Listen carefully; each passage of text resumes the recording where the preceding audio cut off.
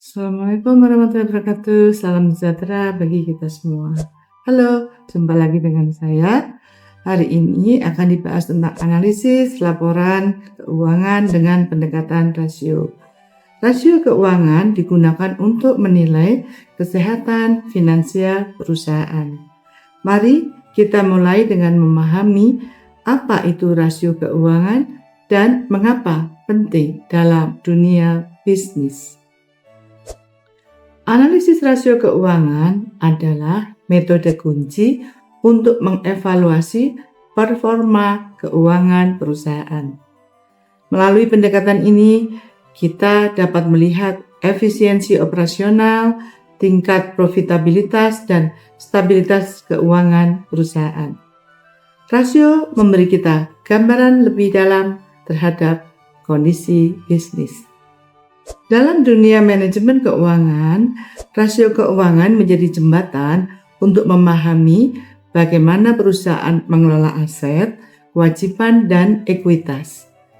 Rasio ini juga membantu kita menilai seberapa baik perusahaan dalam menghasilkan laba dan memenuhi kewajiban keuangannya. Ada dua teori utama yang mendasari analisis, yaitu pertama, teori of the firm dari Jensen and McLean yang menekankan pada penciptaan nilai pemegang saham. Teori kedua adalah kerangka analisis laporan keuangan dari Brigham and Houston yang membantu kita membandingkan laporan keuangan secara horizontal, vertikal, maupun antar perusahaan. Rasio likuiditas mengukur kemampuan perusahaan memenuhi kewajiban jangka pendek. Contohnya adalah current ratio, quick ratio, dan cash ratio.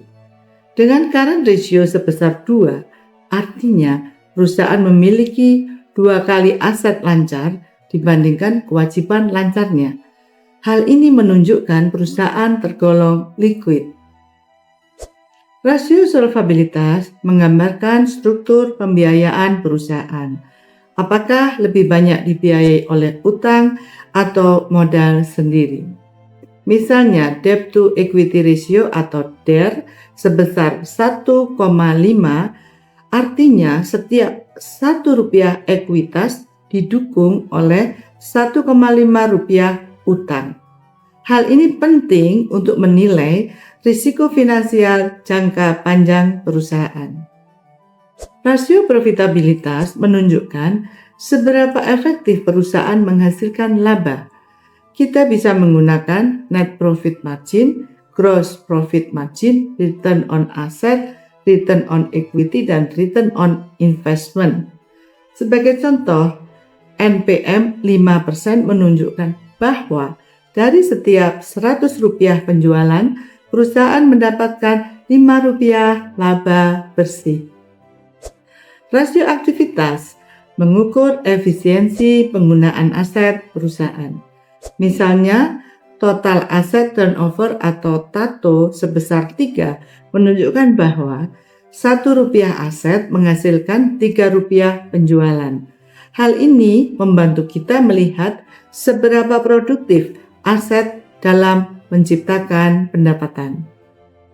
Hal penting untuk melihat rasio dengan angka kecil. Misalnya NPM sebesar 0,1%. Artinya setiap Rp100 penjualan hanya memberikan Rp0,10 laba bersih.